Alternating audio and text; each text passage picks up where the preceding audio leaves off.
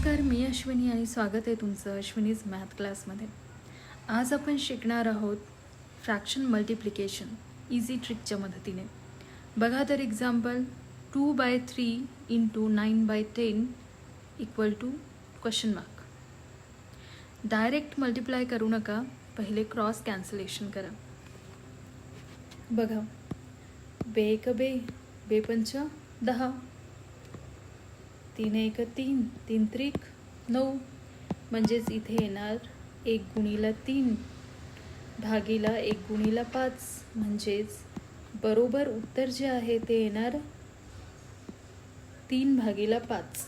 बघा, 3 आणि 9ला कॅन्सल करायचे 1 आणि 3ने, 2 आणि 10ला कॅन्सल करायचे 1 आणि 5ने. आता फक्त मल्टिप्लाय करा.